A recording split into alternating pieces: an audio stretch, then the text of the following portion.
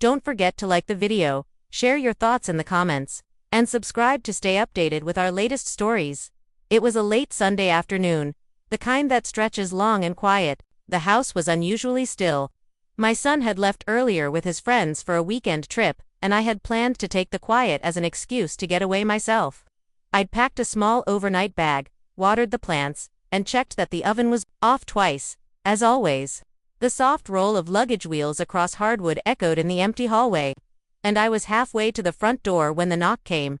It was light but firm, unexpected. I paused, hand on the doorknob, and opened it to find someone I hadn't seen in a while. "Hey, Mrs. Callahan," he said. It took me a second to place the face. Taller now, a little more filled out, the sharp jawline of someone stepping into adulthood. It was Daniel, my son's friend from high school. He used to be around all the time, back when they were inseparable, always polite, always with that gentle energy. But I hadn't seen him in years. "Daniel," I blinked, surprised. "Is everything okay?" Yes. He hesitated, eyes flicking to the bag at my feet. "Are you going somewhere?" I glanced down and laughed a little, embarrassed. "Just for the night. Nothing serious." He smiled a little awkwardly. "Sorry to bother you. I was just in the neighborhood and thought I'd stop by. I didn't realize you'd be heading out." There was something tentative in his tone, something unsaid. I opened the door wider. "You can come in if you'd like. I've got a few minutes." He stepped in, brushing past with a polite nod. He smelled faintly of soap and cologne, and his movements were careful, like he was trying not to take up too much space. The living room still had that early evening light spilling across the rug, warm and golden. I motioned for him to sit, and I tucked the bag away out of sight. He sat on the edge of the couch, like a guest who wasn't sure if they were staying. "You want tea or water, or—" "No, I'm okay, thank you," he said quickly, then looked down at his hands. I wasn't sure if I should come, but I guess I just needed to see a familiar face. I sat across from him, legs crossed, trying to read what was beneath the surface. "Is something wrong?" He hesitated, exhaled slowly. "I lost my mom this year." That hit me like a quiet punch to the chest. I hadn't heard. She and I weren't close, but we'd crossed paths at school events, chatted over PTA coffee tables. "Oh, Daniel," I said gently, "I'm so sorry." He nodded, eyes fixed on the coffee table. "It's been months, but some days it still feels like yesterday." "I can imagine," I said softly. "Grief has its own timeline. It never asks if you're ready." He looked up, and for the first time I saw how tired he looked, not physically, but in that way people get when they've been carrying something alone for too long. I keep thinking about all the things I never got to say, things I'll never get to ask. You don't realize how many of those there are until it's too late." There was silence between us then, gentle and heavy. I knew that silence. I'd lived inside it after losing my husband years ago. It was the kind that wraps around you like a fog and makes the world feel slightly out of focus. "You don't have to say everything," I said, "but I'm here if talking helps." His mouth curved slightly. "You always had this calm energy, even back when we were teenagers running wild through your house." I laughed softly. "That's because I knew someday you'd all leave and I'd miss the chaos." His smile faded a little. "I guess I came because this place still feels safe." I reached across and touched his hand. It was a simple gesture, maternal maybe, but something in the way he looked at me then made the air feel a little different, charged somehow. Not inappropriate, not romantic, but personal, raw. "You're not alone in feeling lost," I said. His hand didn't pull away. "I didn't think I'd miss her this much, or need someone to talk to about it. You can always talk to me." We stayed like that for a few quiet moments. Just hands, just eyes, just shared space, and I realized something in that silence. There's power in being present for someone, in holding space without needing to fix or judge. When he finally stood to leave, he looked lighter, even if just by a little. "Thank you," he said at the door, "for opening it, for listening." "Anytime, Daniel, truly." After he left, I didn't feel much like going on my little trip anymore.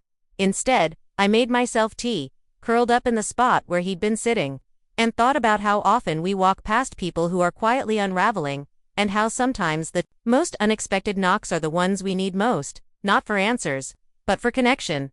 The next morning was overcast, and the sky outside my kitchen window matched the mood I carried with me, quiet, reflective, unsettled in a strange but not unpleasant way. I kept thinking about Daniel, about the way he had looked at me, about the weight of what he'd shared. There was a vulnerability in him that I hadn't seen before. He wasn't that lanky teenager lounging in my kitchen anymore. He was a man now, grieving, raw, reaching out to someone who once represented comfort in his life. I could still feel the lingering touch of his hand in mine. It hadn't been romantic, exactly, but it hadn't been nothing either.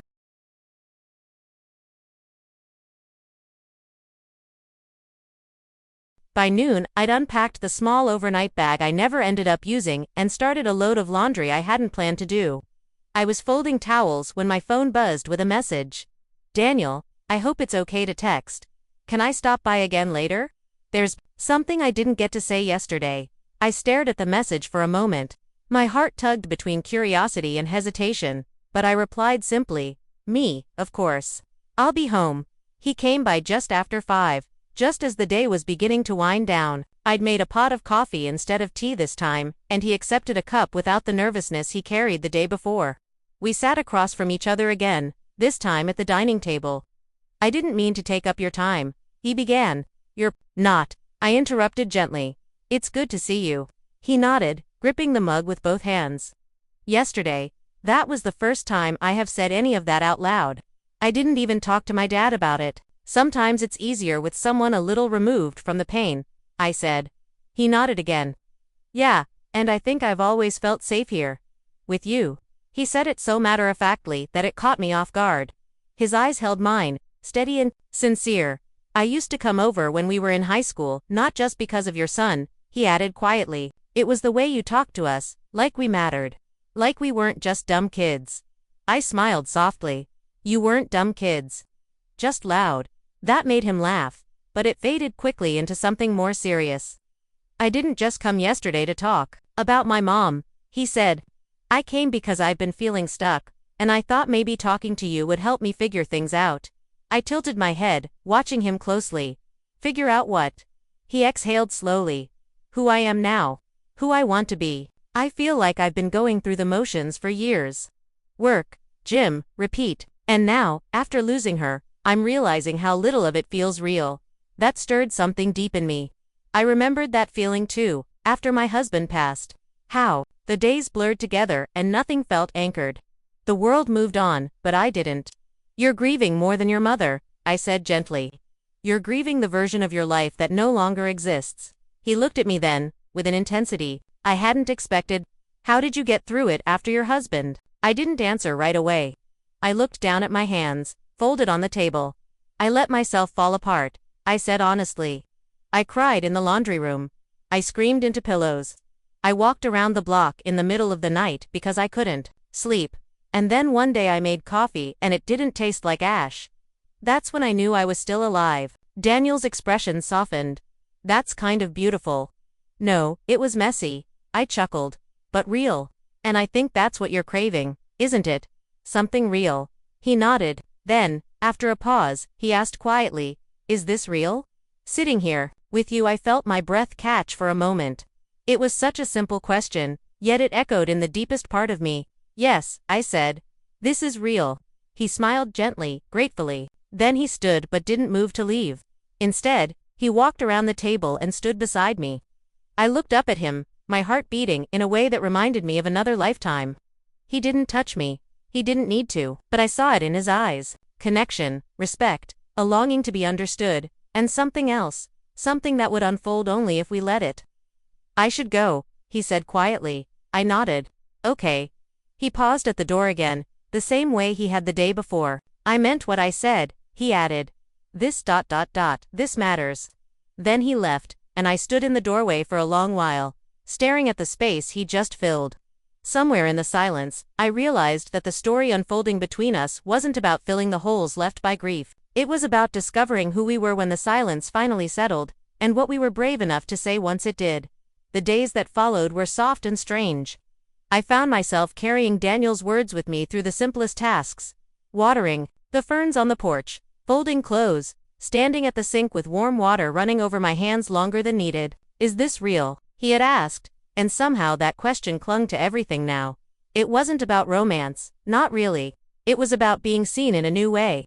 About someone looking at you and acknowledging not just who you were, but who you still could be, and maybe that's what had startled me most. At my age, I thought I knew the shape of my world, yet here he was, reshaping it. 3 days after his last visit, he texted again. "Daniel, I'd like to bring you something, can I come by?" I didn't hesitate me. Of course. He arrived just after 7, holding a flat brown paper-wrapped package. His jacket was damp with mist, an early spring drizzle had begun outside, and his hair was slightly tousled, which only made him look more boyish. "This is for you," he said, handing me the package. I opened it carefully. Inside was a sketch, delicate pencil lines, soft shading. It was me, sitting at my kitchen table, a mug in hand, gazing slightly away, as though lost in a memory. The likeness was uncanny, but it was more than that. He'd captured something deeper. Thoughtfulness, strength, maybe even sorrow. I didn't speak for a moment. I just looked at it, felt the weight of it settle into my chest. "You drew this from memory?" I asked. He nodded. "I wanted to remember you as you were that day. Quiet, strong, real." Something welled in my throat, warm and unexpected. I looked at him, this young man with his quiet voice and eyes full of something I couldn't quite name. "I don't think anyone's ever seen me like that," I whispered. He stepped closer, his voice just as soft. "Then they weren't really looking." It would have been easy to step away then, to make tea, to change the subject. But something in me had shifted. I didn't want to retreat behind polite conversation. "Daniel," I said, his name filling the space between us like a question and an answer. He didn't move, didn't speak, just waited gently, as if he understood that this wasn't a moment to rush. "I don't know what this is," I continued. "But I know. It's not just comfort. It's not just nostalgia. I know," he said. "It's not simple, but it's honest." We stood in silence for a few heartbeats, and then slowly he reached out. His hand hovered for a moment, then gently rested on my arm. "You make me feel steady," he said. "Like I don't have to pretend." His touch wasn't demanding. It was grounding. And in it, I felt the truth of what had been building. Not passion, not fantasy, but something rare, emotional safety. I stepped in just slightly, not even touching him, but close enough to share breath. "This is unfamiliar ground for both of us," I murmured. "Then we walk carefully," he replied. I looked up into his face, and I saw no uncertainty, just patience, just presence. And for the first time in a very long while, I didn't feel the need to guard my heart. We didn't kiss. We didn't need to. The intimacy was in the pause, the permission, the promise not to run from what was beginning. When he left that evening, the sketch still in my hands, he turned back at the door and said, "You don't have to decide anything tonight. I just needed you to know how deeply this matters to me." And after he walked away into the foggy night, I stood there with the door open, the spring air curling around my ankles, wondering how something so unexpected could feel so right. Maybe connection doesn't always come in grand gestures. Maybe it arrives in quiet drawings, open hands, and conversations that change the rhythm of your breathing. The next morning, I woke to soft sunlight spilling across my bedroom floor. For once, the air felt a little lighter, like the weight I didn't realize I'd been carrying had shifted. I lay in bed longer than usual, the sketch Daniel gave me resting on the nightstand beside a half-read book and my glasses. I hadn't framed it or tucked it away. I needed to see it. I needed it near. I thought of his words again, "You make me feel steady," and how they echoed something I hadn't dared speak aloud, how around him I felt seen without explanation, not flattered, not flirted with, just recognized. That kind of emotional clarity doesn't come often, especially not after so many years of silence and survival. Later that afternoon, I sat in the sunroom, coffee in hand, turning the sketch over once more, and then, as if summoned by thought, I heard the familiar knock. This time, I didn't feel the usual flicker of surprise. I just smiled and opened the door. He stood there, casual and unsure all at once, a brown bag hanging loosely in one hand. "I brought pastries," he said. "From that place you used to take us after school." I laughed softly and stepped aside. "Now you're just tugging at my nostalgia." "I'm working every angle," he joked. But the lightness in his eyes was real. We moved to the kitchen, where everything felt familiar but charged.